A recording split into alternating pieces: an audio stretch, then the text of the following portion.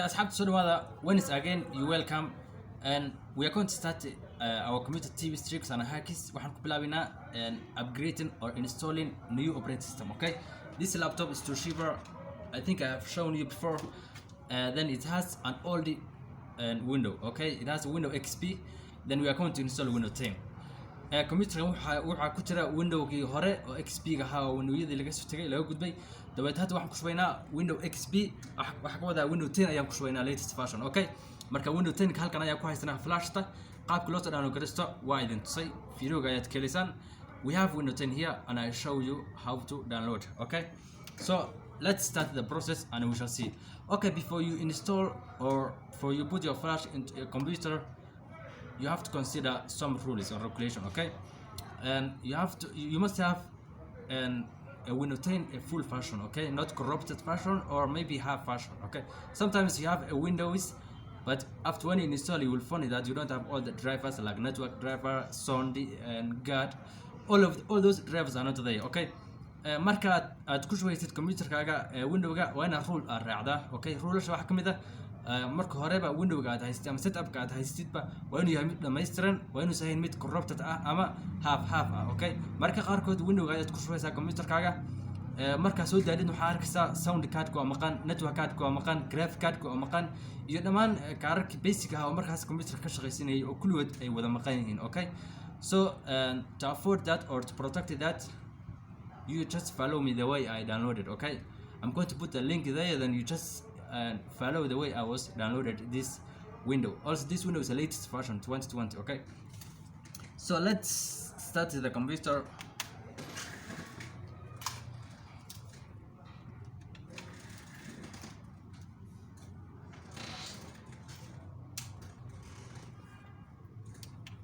sidoo kale marka computer windowga ku shubeysid waa inaad computerka dabka aad gelisaa sababtoo ah marka windowga lagu shubayo computerada xoogaa waqti ay qaataan marka qaarkood wuu gaadami karaa adoo wax yar ku harsan yihiin. Okay, and you started the work from zero. marka dabka ayaa la sii geliyaa waa laga sii taxadiraa.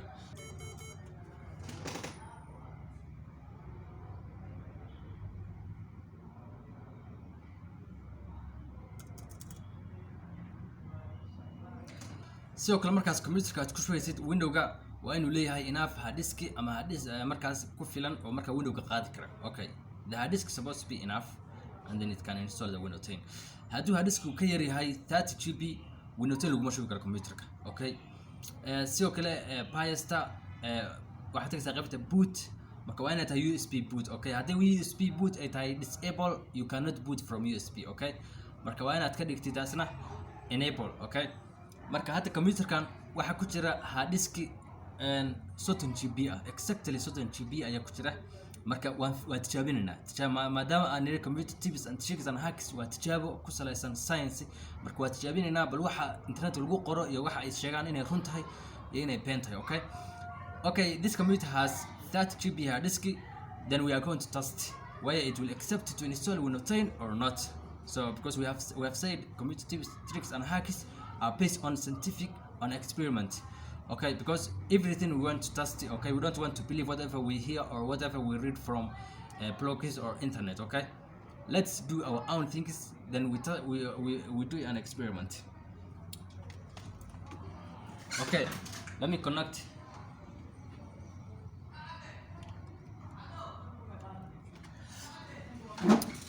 Okay, computerki waan geliyay flashta and computerka hata waa Toshiba waad aragtaan Toshiba weeyaan.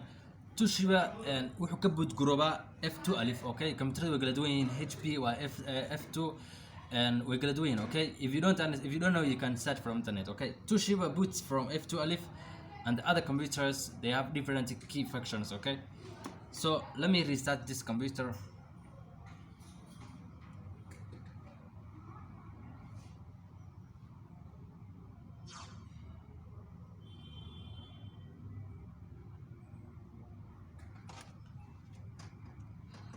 then computer markuu soo kacayo waxaan ku celcelinayaa F2 alif. Okay, markuu shaashada uu soo muuqdo soo daarmo weeyaan.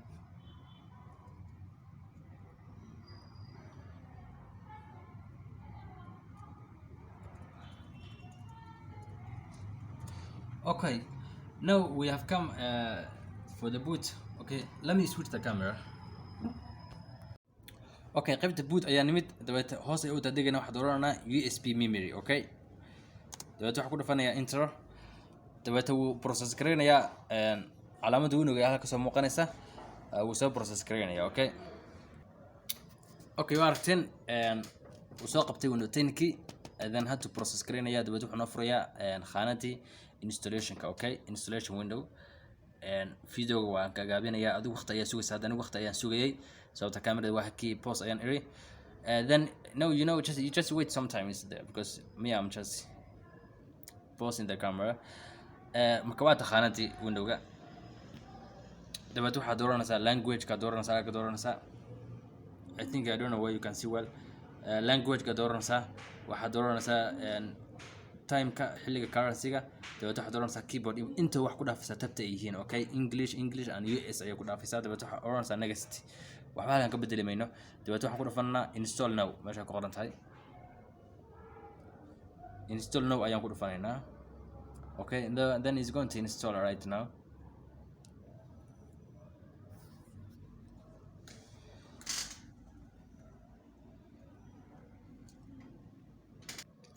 then muxuuna furay khaanadan kale oo ah enter product key ma haysano we don't have product key so we are going to click we don't have product key. Okay, I don't have product key ayaan ku dhafanayaa dabeet automatically next ayuu geeyay marka wuxuu furayaa khaanadan kale oo ah select the operating system you want to install. Okay, waa dooranaysaa Windows 10 home and Windows 10 Pro and okay Windows 10 home ayaa dooranayaa dabeet waxaan oranayaa next.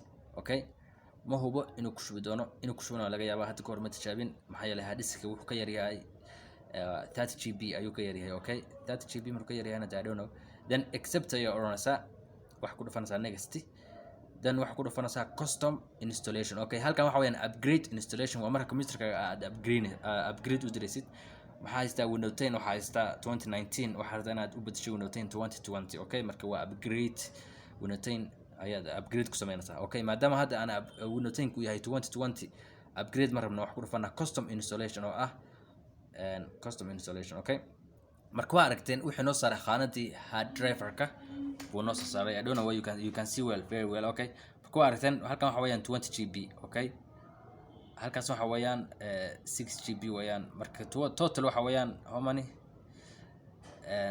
29 plus 6 waxa weeyaan 35. Okay, 35GB. So this one it's a system reserved. Okay, lama taaban karo systemka ayaa loo reserve gareeyay marka labadan ayaa la taaban karaa 1GB iyo 29 that's total 30 weeyaan. Okay, marka waa aragteen waxa weeyaan unallocated space waxba kuma jiraan unallocated space waxba kuma jiraan taas waxa weeyaan partition system reserve waxba ku jira failal baa ku jira. Okay, marka waa aragteen tan haddaan doorto waxaa lagu soo qorayaa window cannot install on this driver maxaa yeelay aad ayuu u yadhaa 1GB tan haddaan doortana muxuu ku leeyahay wax message ma jiraan delete waa disable format waa disable extender waa disable all of them waa disable. Okay, so haddaan ku dhufto new oo aan dhaho apply maxaa yeelay tan waxa weeyaan waa 29GB marka haddaan dhaho apply muxuu ku leeyahay you cannot apply I think. Okay, we could not create new partition. Okay, we cannot create new partition so bal tabtiisa intaan doorto aan iraado next install. Okay, you see right now things are unallocated then we cannot even apply for partition then we cannot delete we cannot format we cannot extend it. So let's choose the way it is and then I click next then we shall see how window will accept to install this one. Okay, so we could not install window in this location you choose. Please check your media driver. Here are some information what happened. Okay, marka wuxuuna siiyey error code uuna siiyey oo ah meesha xarfaha hoos ka arkaysan. Okay, window laguma install gareyn karo spacekan marka cilad waxa weeyaan. Okay, cilado kala duwan ayaa jira marka qaarkood biasta ama basic input output-ka ayaa option ka xaniban yahay ama marka qaarkoodna flashta ayaa waxay tahay corrupted media ah marka qaarkoodna waxa weeyaan hadiska ayaa spacekiisu aad u yaryahay. Okay, marka maadaama ay yiraahdeen hadiskiga aad ku shubayso Windows 10 waa inuu ka weyn yahay 32GB shuruudii hadda anigu maana buuxin uu ka yaryahay 32GB. Okay, you understand so the problem waxa weeyaan hadiskiga yar oo ka yar 30GB Windows 10 laguma shubi karo. You have to know today Okay, you have seen the problem. It's very clear. And so this error can cause three things. It can be the bias option which is disabled, or it can be the hard disk which is less space.